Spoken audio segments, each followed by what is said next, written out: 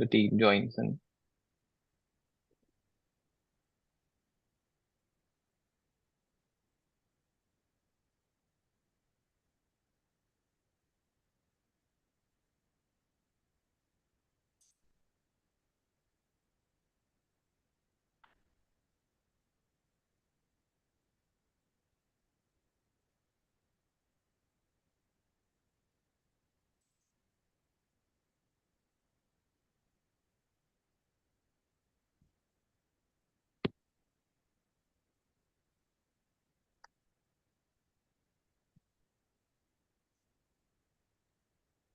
Great. I think we can start, right, Aniket?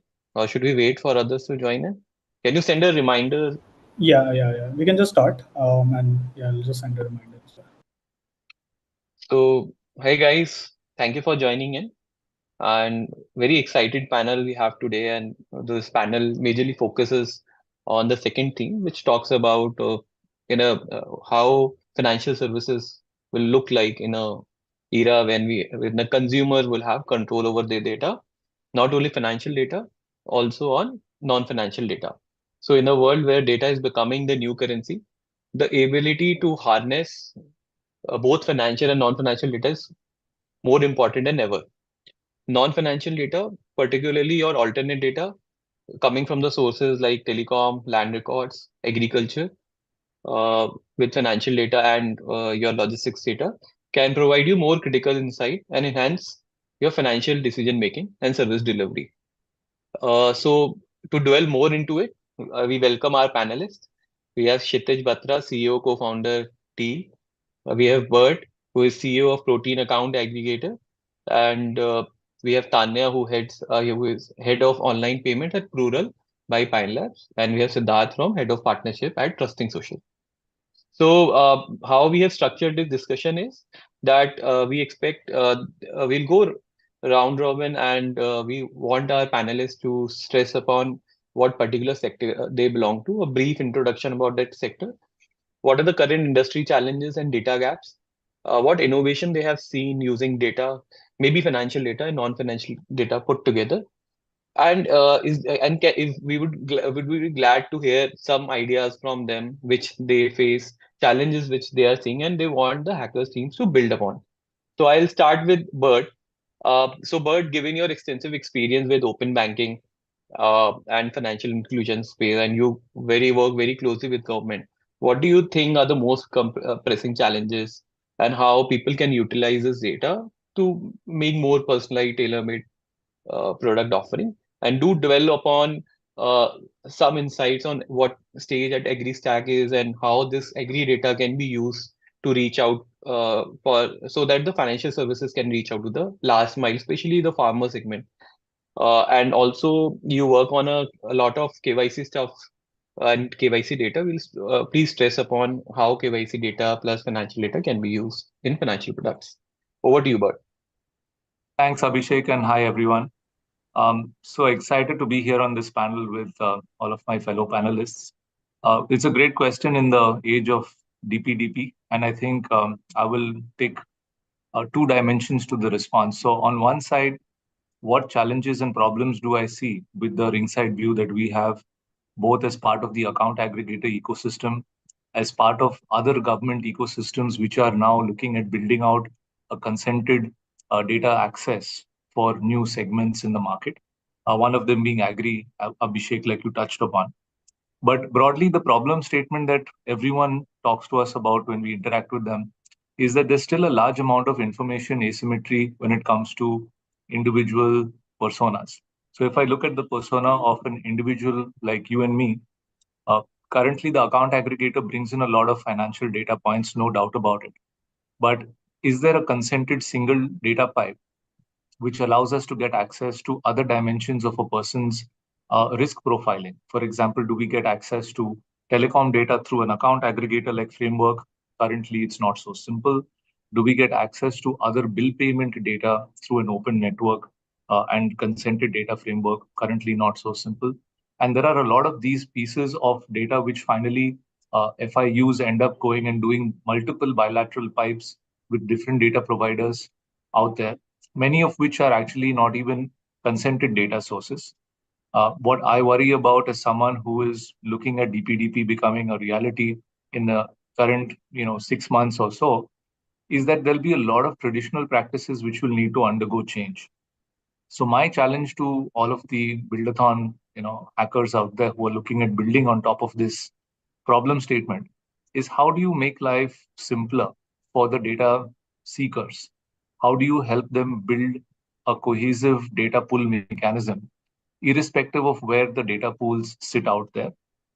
And maybe currently you have not all 100% of data pools available on a consented framework. You will need to work with what is available in the market.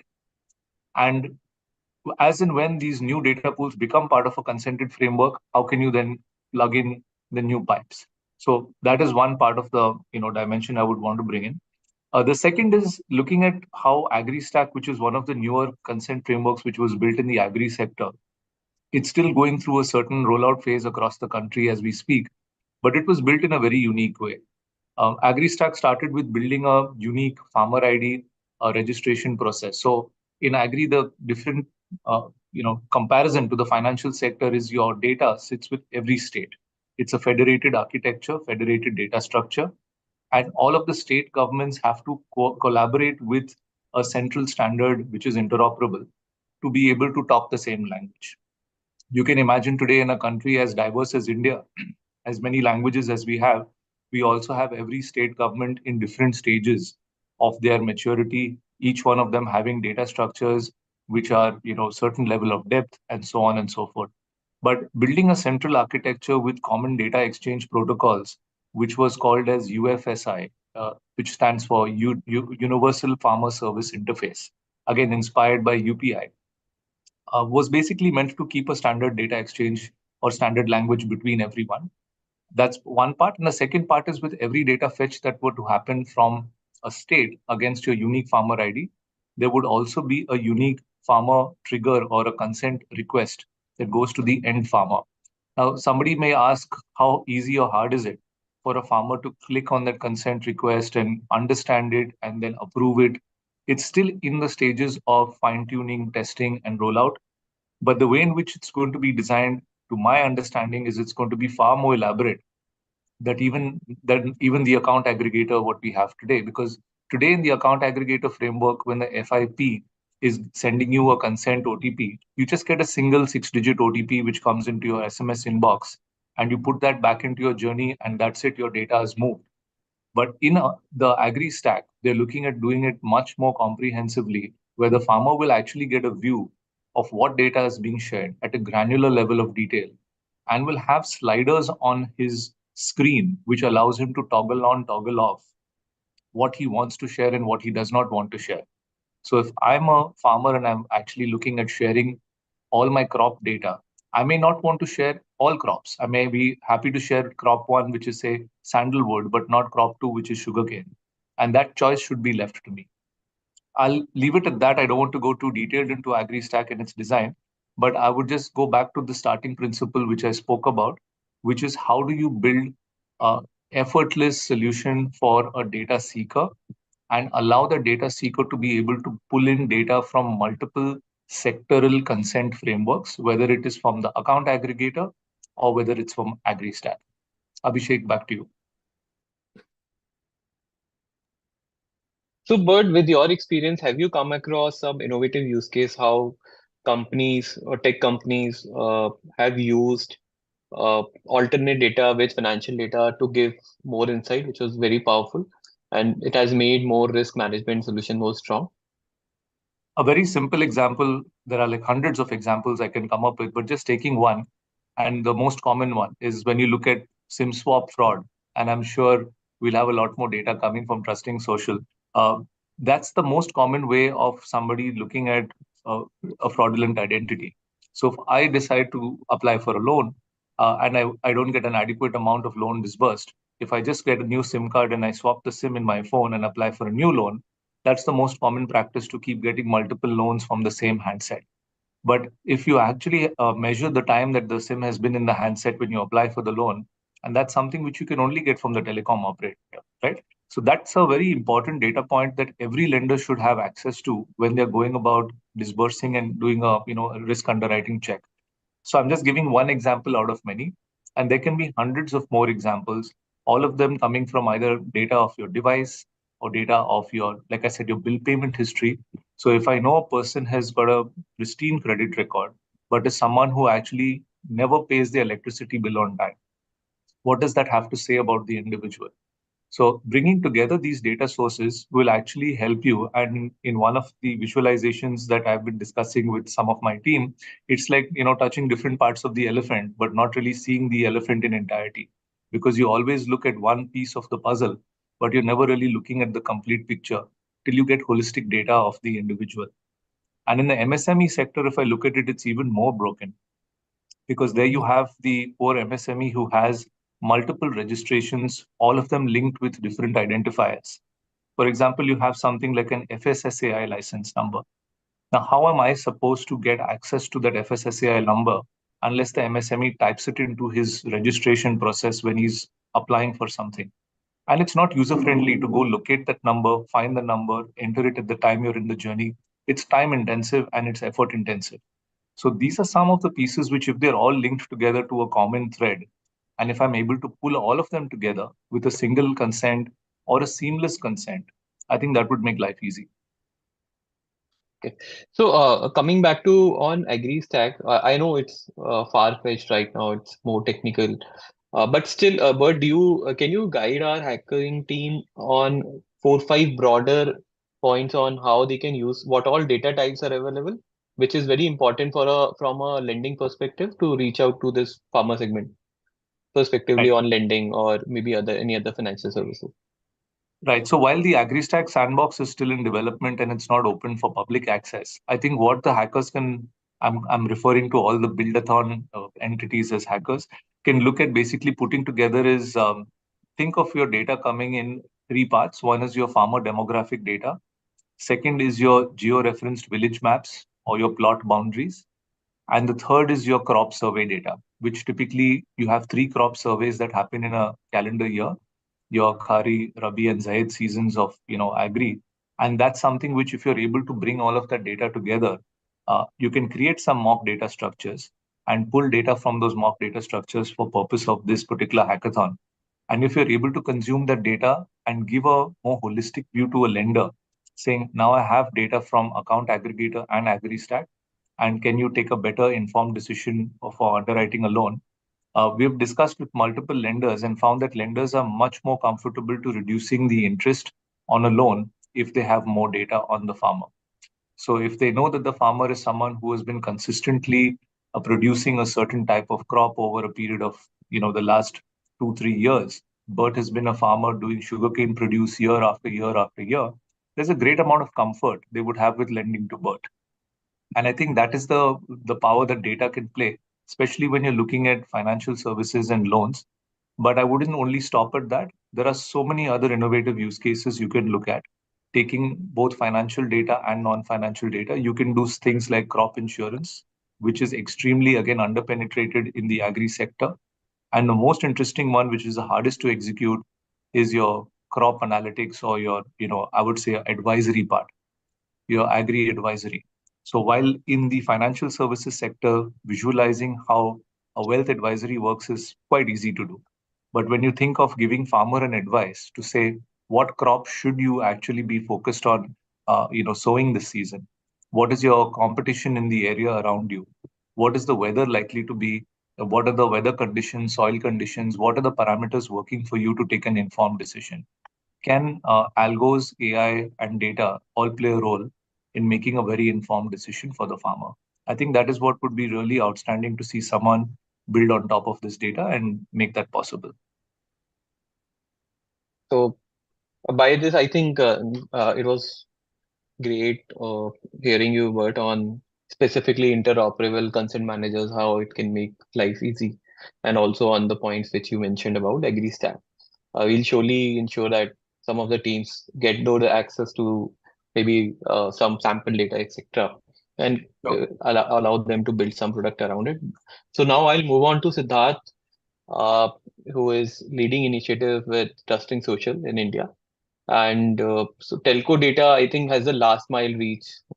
since in the country, at least telco is something which is connected with everyone, and Yes. it can share you great insights. And I would like Siddharth you to stress upon all the points and specifically on how telco data can be used on fraud, as Bert also mentioned, and what are the current use cases. And also, seen that there are multiple other countries who have implemented this and have made financial services accessible to the last mile. So, what are the learnings from other countries which we can bring here in our country? And what are the specifically data set which are available in telcos? So if you can guide the team, that would be great. Lovely. Open to you. So thanks, Abhishek, and thanks, Sahamati, for inviting us to the panel, and lovely to be participating with the other panelists. So yeah, broadly, I mean, we were driven, our genesis is in financial inclusion, right? And for us, inclusion means the ability for the formal financial economy to extend lending or credit to customers. And we kind of measure, the power of alternative data on two axes. One is the relevance and accuracy of what you're trying to predict, and the second is the coverage. So we've always highlighted this, that, and this is my recommendation and suggestion to the hackathon participants as well. Look for signals at scale, right? Don't look for signals in small data sets or communities. If you want to make an impact, think of bigger pain points that you can address at scale.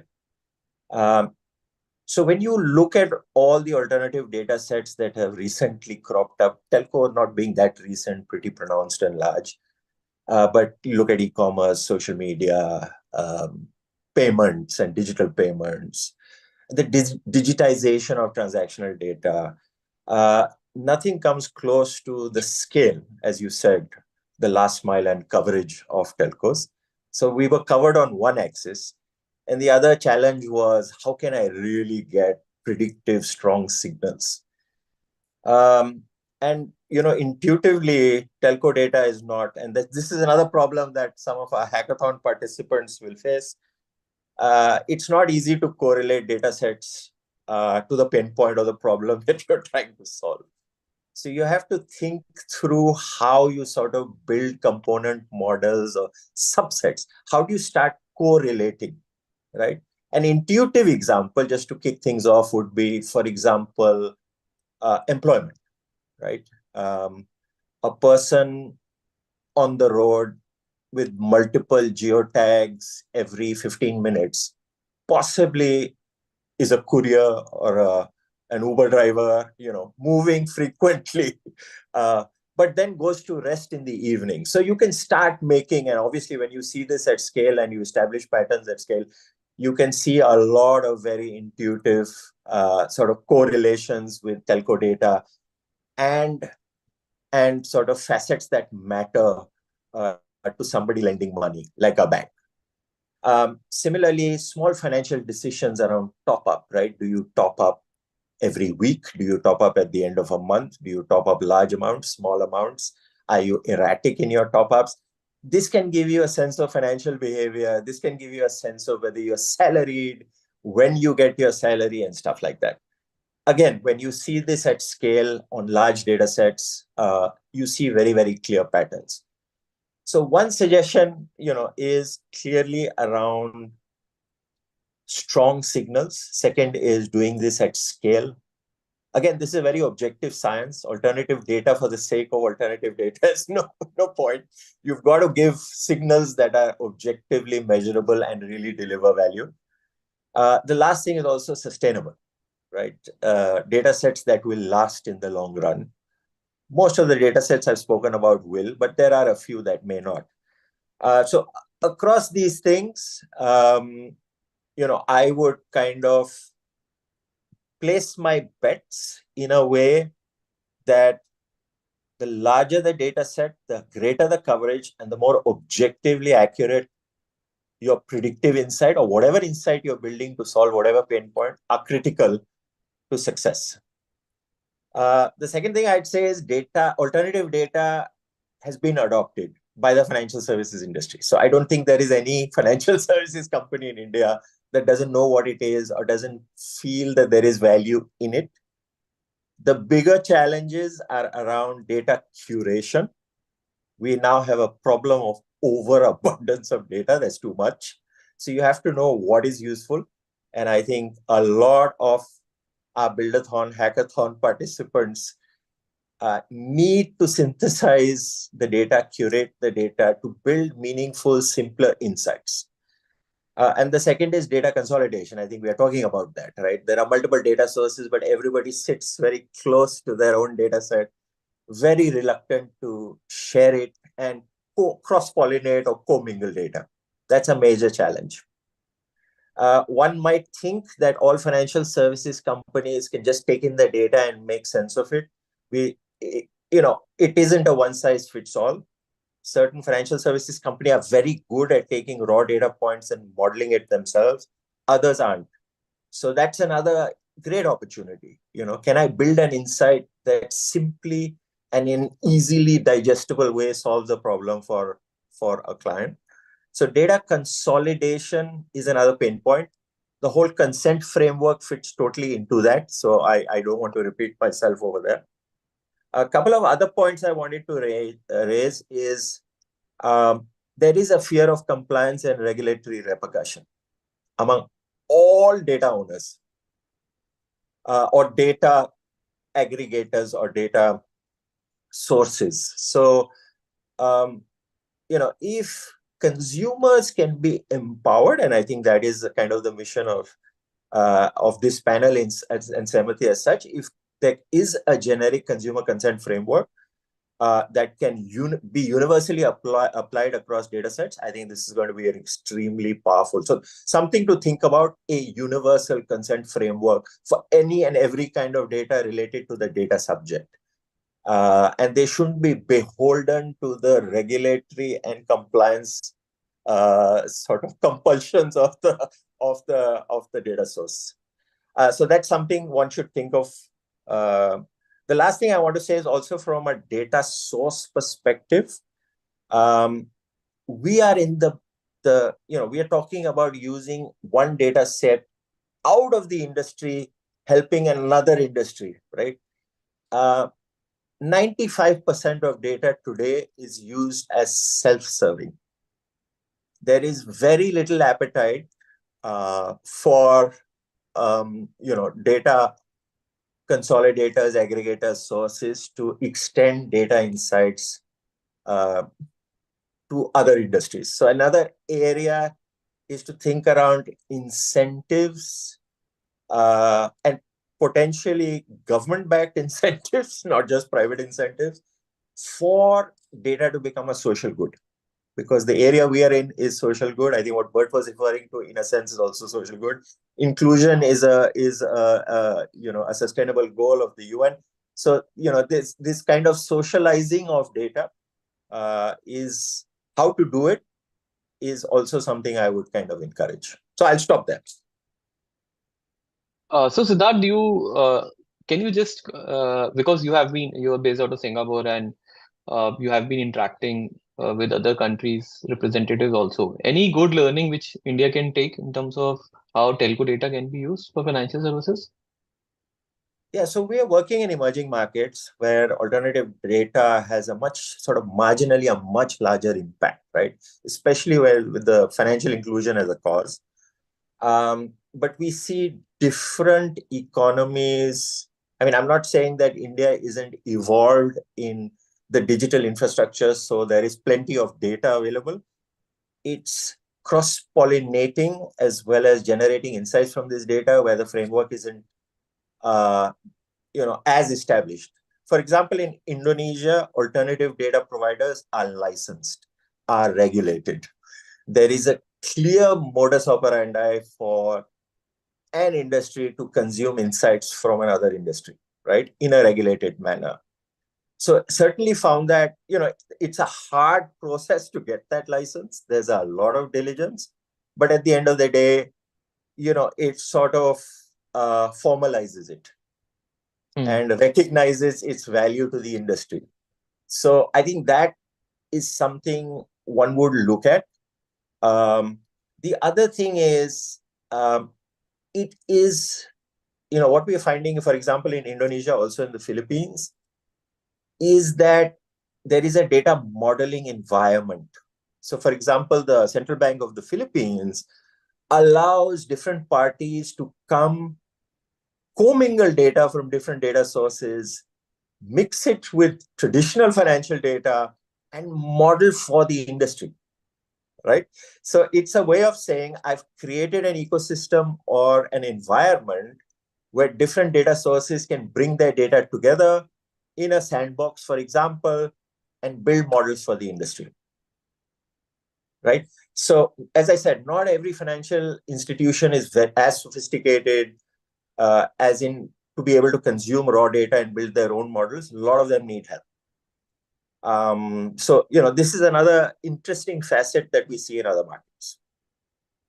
Awesome, Siddharth. I think your point towards data to become social good is well taken. So with this, I'll move to Tanya, who has great experience in digital payment infrastructure and leading payment site at Plural. And so Tanya, with your experience, we'd like to hear about how account aggregator and alternate data with financial data can be used for specific to that segment of payment aggregators and in the whole value chain with all stakeholders, especially on merchant side. I saw one circular from RBI also talking about risk modeling about merchants. So what are the use cases and current challenges which this industry is facing, and what all data points on the payment side can be utilized for getting inferences and building products? Over to Sure. you. Thanks, Abhishek, and hi, everyone. So let me start with giving the participants a little bit of flavor of what payment aggregation is. So we basically come in the middle where we try and facilitate the actual payment to be received by a merchant. So every time there is a merchant checkout, at least on the QR or on the point of sale terminal or on the checkout, there is a partner like a Pine Labs who's actually processing that payment. Up until about 2020, there was actually no guideline which governed payment aggregation as a business. So most often than not, it used to be the bank who used to basically onboard us as technology partners and used to control the payment to the merchant eventually. This entire business sort of got regulated in 2020, and we are now, as payment aggregators, directly responsible with the RBI for managing onboarding of our merchants, managing settlement to merchants, ensuring that it is being paid in time.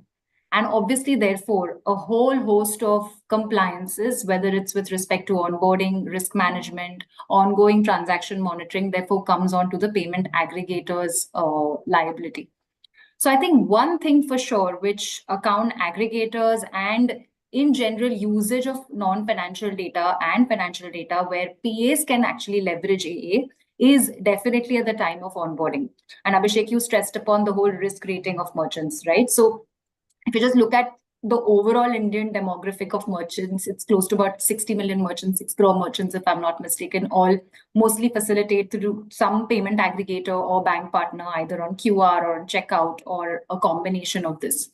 Now, each of these have their own separate onboarding mechanisms. Obviously, now there is a host of work being done to standardize it through multiple partners, but it is still data that is hosted with a particular payment aggregator. So for example, if I have onboarded Abhishek as a merchant today as Pine Labs, if let's say another competitor of mine wants to onboard Abhishek later, it's a whole new process. Now there is no central repository for that payment aggregator to really know whether or not Abhishek is a verified merchant, Abhishek has done transactions, Abhishek has obviously a good track record. And therefore, if and when a certain repository like this is made available through the AA framework, it can become very powerful for anyone to really set themselves up for payment aggregation. So I'll give you a classic case. I mean, if you look at any startup who wants to start accepting payments, they would usually go with someone who's the quickest to onboard, right? Now, quick does not necessarily mean that it has been risk rated well, it has been verified, etc. So part of the job that AAs can do is actually make that data universal enough for anyone to access it, and therefore risk verify any merchant who wants to be onboarded by a payment aggregator. I think that can make a huge difference to the way we've been onboarding merchants so far. And more importantly, the more we share across multiple partners in the ecosystem, the more we benefit from obviously not losing due to frauds and chargebacks, which of course become a huge part of any payment aggregator's liability. So one part is that. The second part, of course, is when it comes to transaction monitoring, fraud management. I think there is still a lot of, I would say, room for innovation and improvement. So, for example, today, most of the FRM solutions that are existing in the market, FRM stands for fraud and risk management, just for everybody to know. This is defined by either partners who have cards data, or it's defined by partners who have preset rules, which again rely on a payment aggregator's database. So I think, again, there is a lot of room for innovation here, because the more you think about leveraging multiple sets of data, for example, bank statement data, I actually don't have any visibility to that when I'm looking at a transaction of a customer, right? So all I'm trying to say is, once you start getting into fraud and risk management, even at a customer interface level, using some of the account aggregator participants' data can go a long way in actually evaluating the trustworthiness of the customer as well. So for example, if I already know that this IP or this browser or this customer has defrauded multiple PAs in the past, I would actually not go ahead and process that transaction.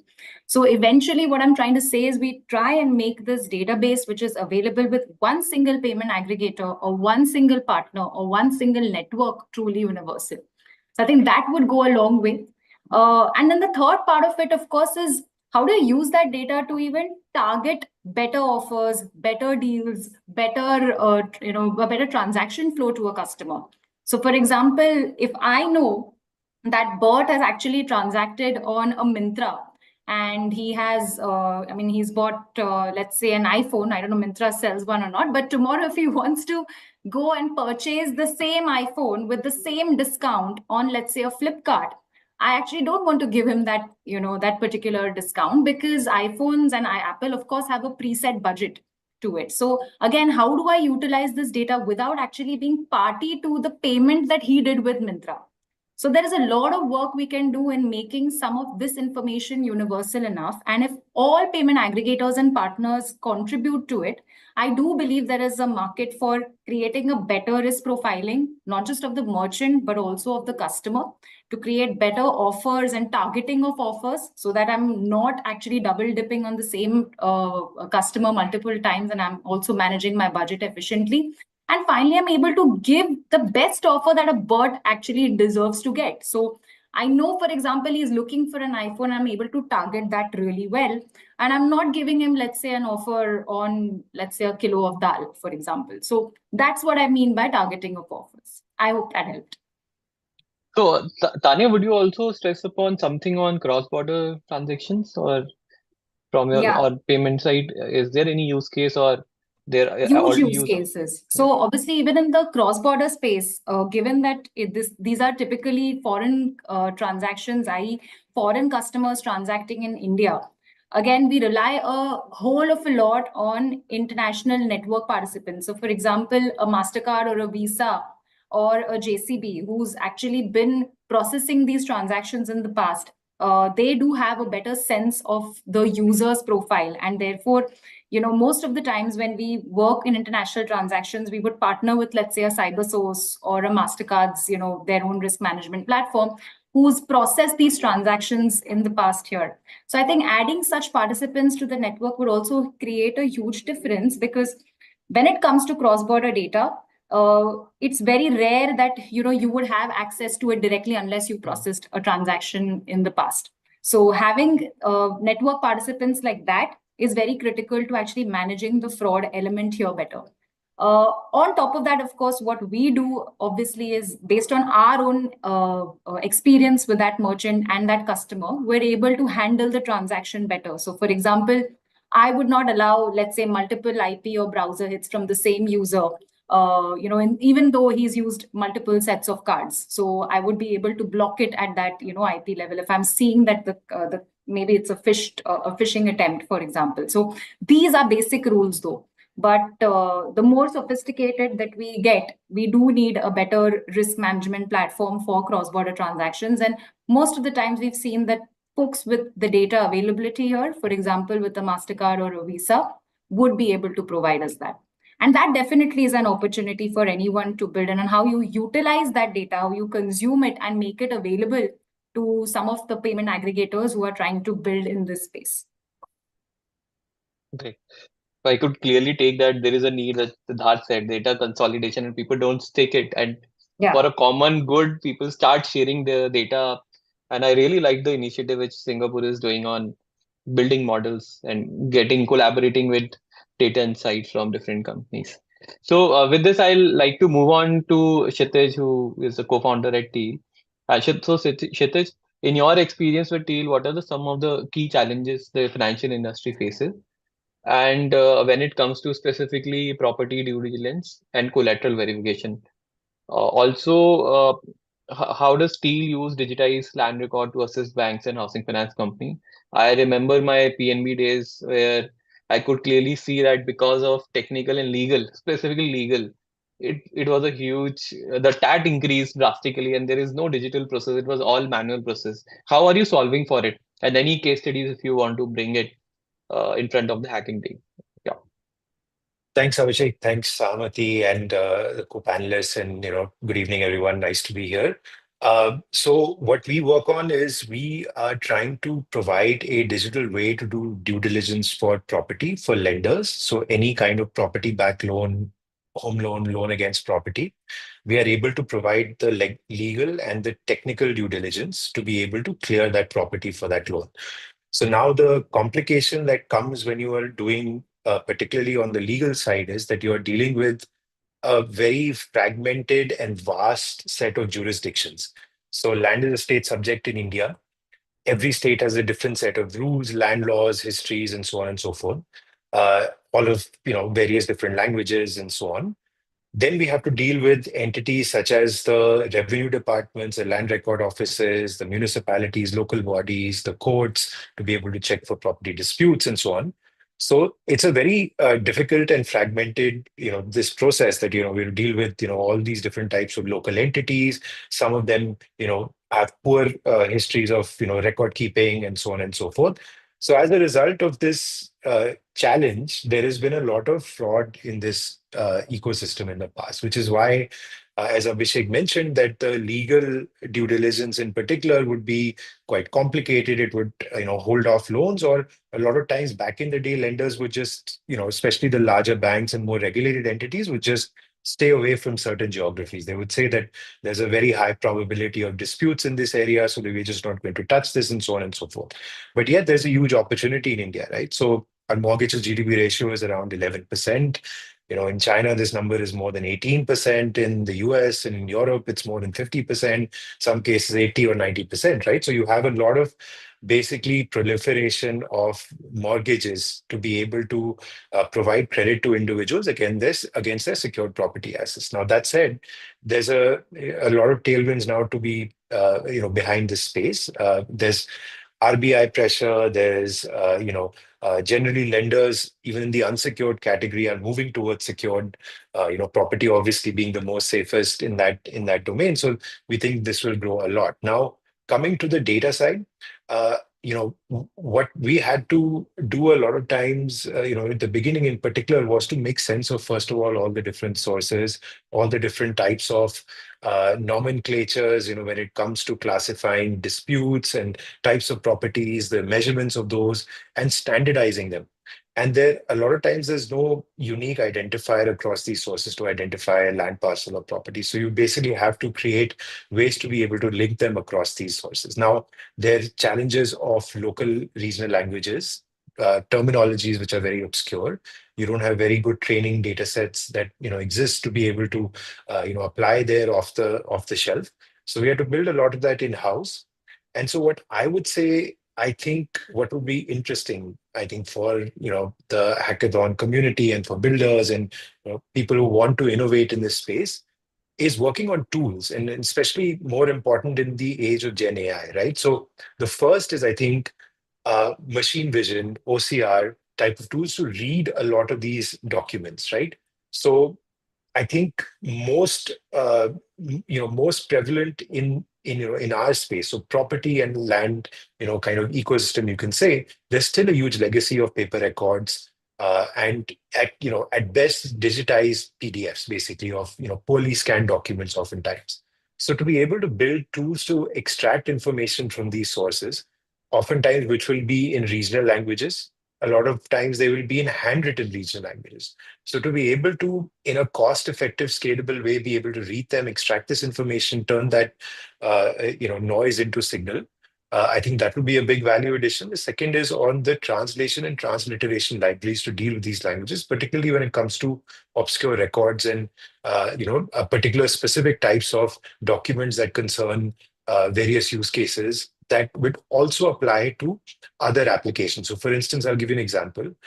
Inheritance documents. So inheritance obviously is a big challenge when it comes to being able to assess who really the title of a property belongs to, and so do other assets. But as we know that wills are not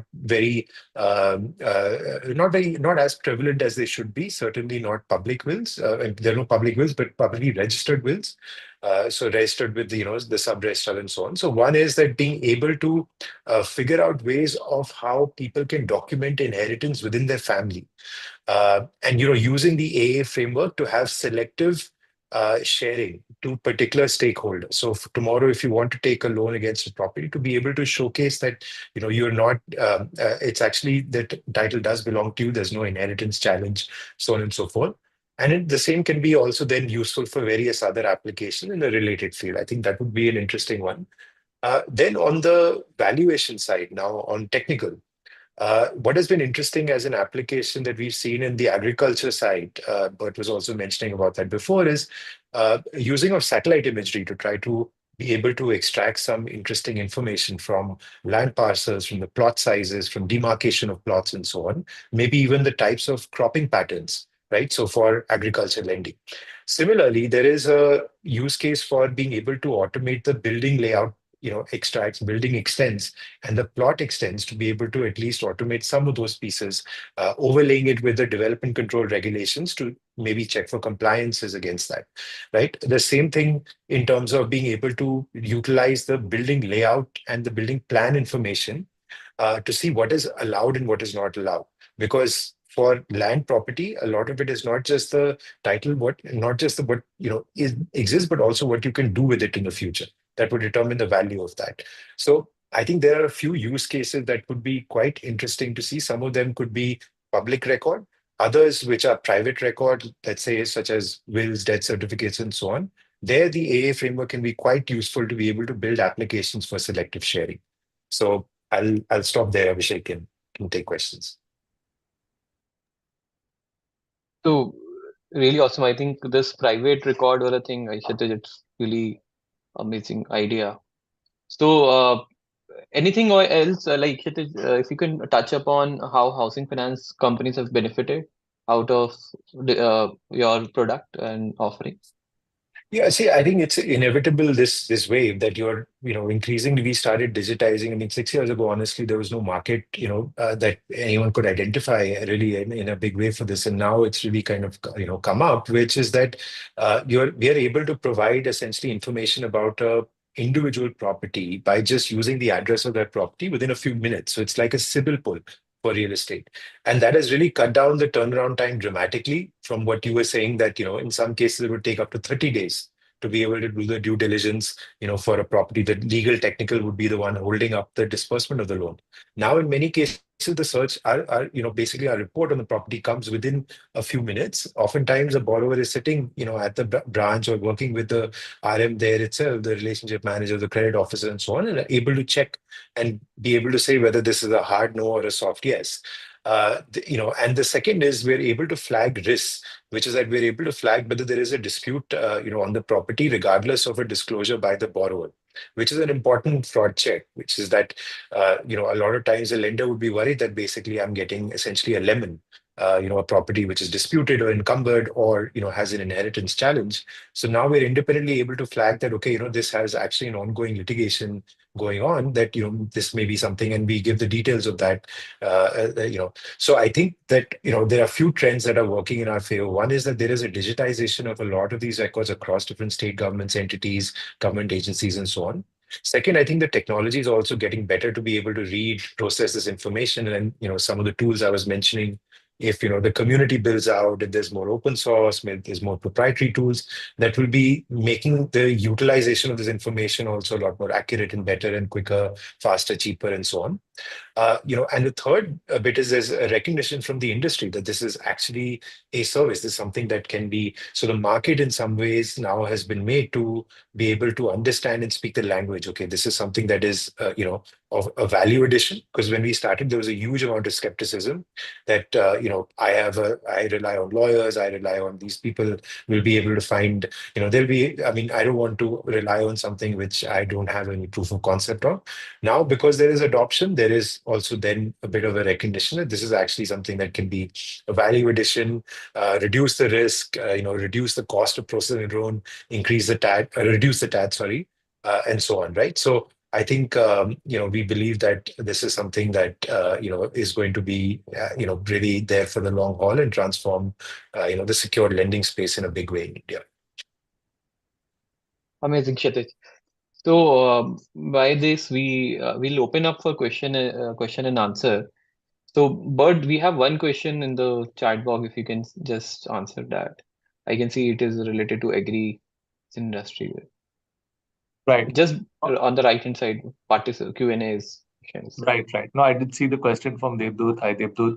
So very quickly responding to that, I think in the agri ecosystem, there are some open data pools which are there, but I don't think those open data pools would be uh, granular to the point of farmer data. I think for farmer data, it still requires you to go into the state databases and the state land record data pools and so on and so forth. Uh, Again, like I mentioned before, there are a lot of these unregulated data pools which sit in various parts of the ecosystem today, which are captive data pools and not available to everyone. Like Tanya was giving an example earlier, there are certain challenges with these data pools being accessible to some and not to all, because then you again don't have a holistic view of the person and their behavior. So some of what AgriStack is looking to solve for is actually bring in consent when it is granular view where n equals 1, but it's also looking at creating certain aggregated data pools, which will be more at a, I would say, a count level or at a aggregate level, saying that number of farmers in a particular pin code or district who have a particular type of crop. So you'd be able to get free fetch to certain aggregated pools of data, but you would need to have farmer consent if you're going down to n equals to 1 data. That is the way it's going to shape up. Maybe today, if there are certain public data sources which may be available on government databases and websites, that may be temporary, but in future, I expect that to change. So we have one more question on the webinar chat.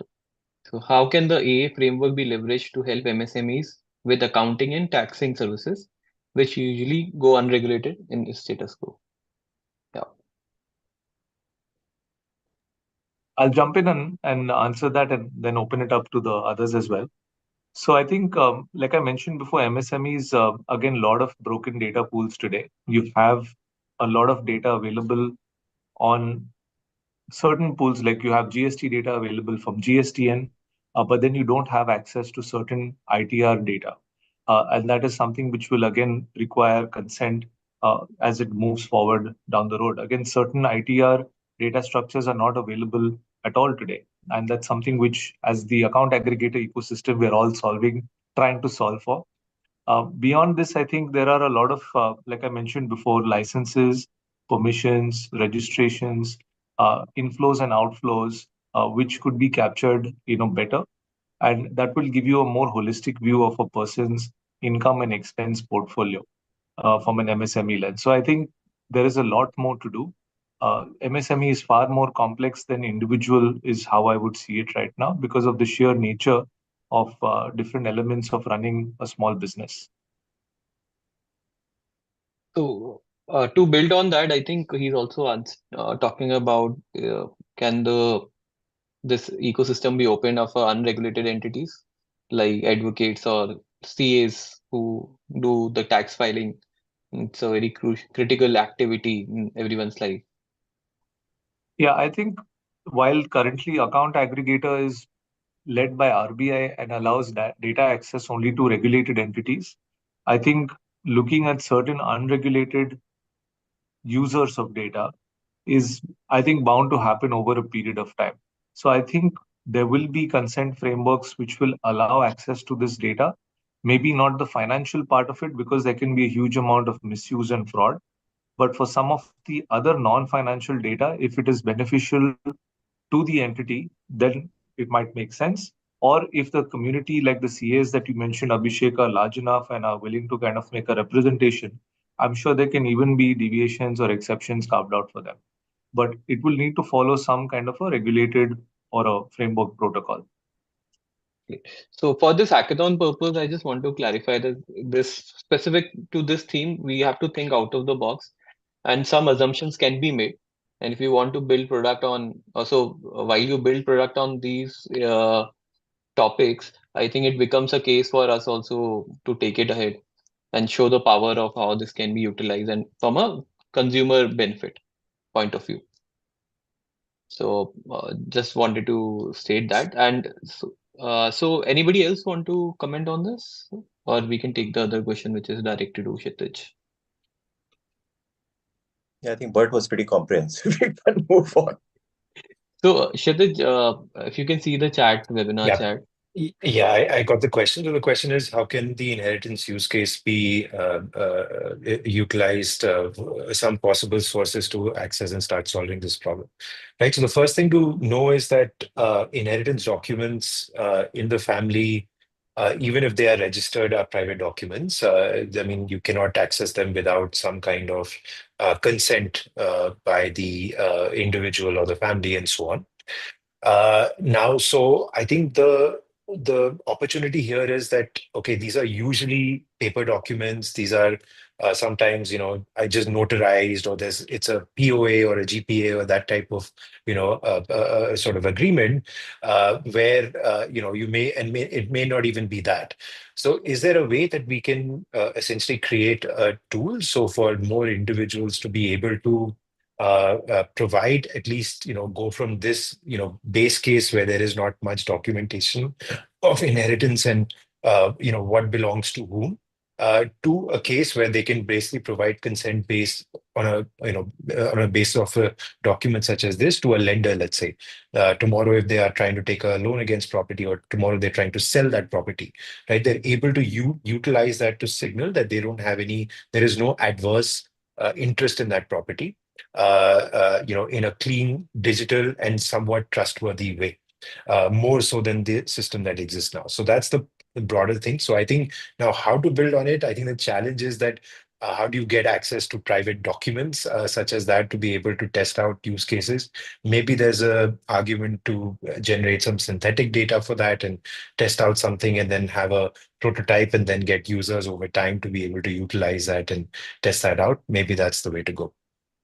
But I think it will be an extremely powerful, I think, tool. It can really solve a key problem that exists in this sector for, well, property certainly, but also a lot of other inheritance-related challenges that happen in India. Okay. So we can take another question, which is by Kunal. Do you see the current models of analytics scale as you start going towards the last mile of the customer profile? Sorry, a bit not getting what exactly the question is. Does anyone of you can answer that? If you can just check the webinar chat. I'm not able to get the exact question. Kunal, if you are there, you can just clarify it.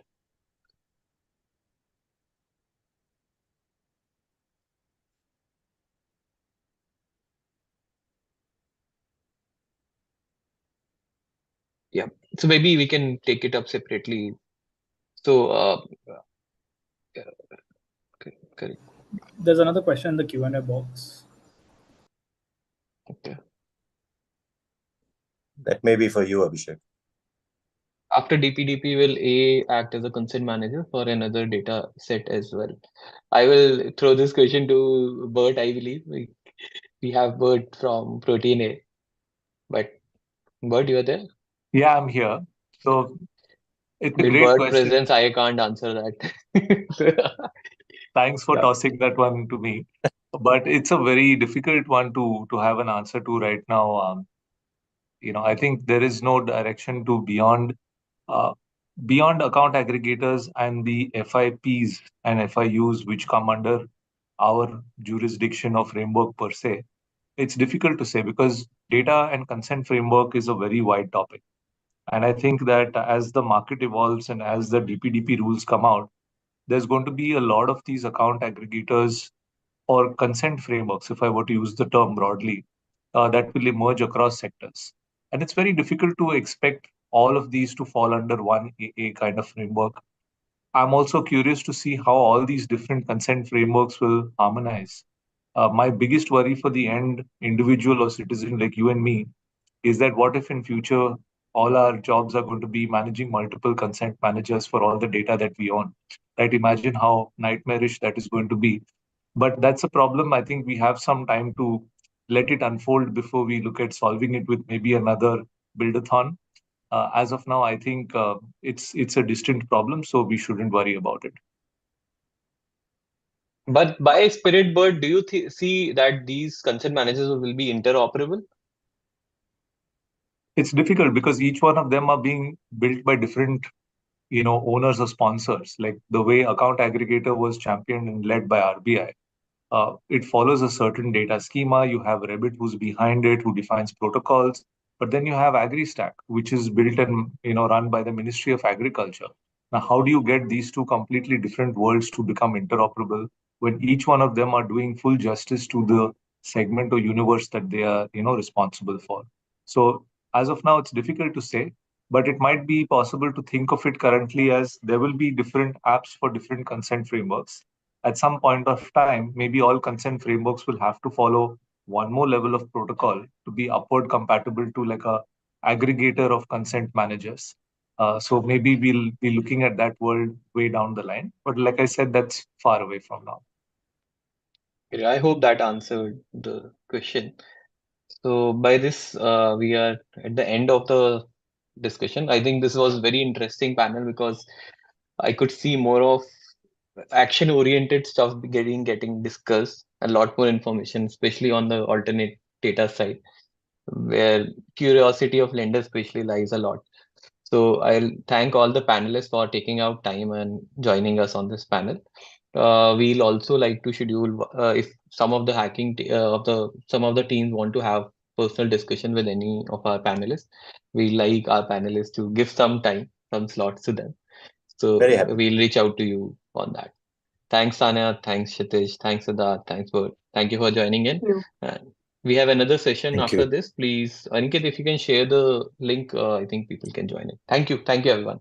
Oh, Thank thank you, you. everyone. Bye-bye. Thank you. All the Thank you. best.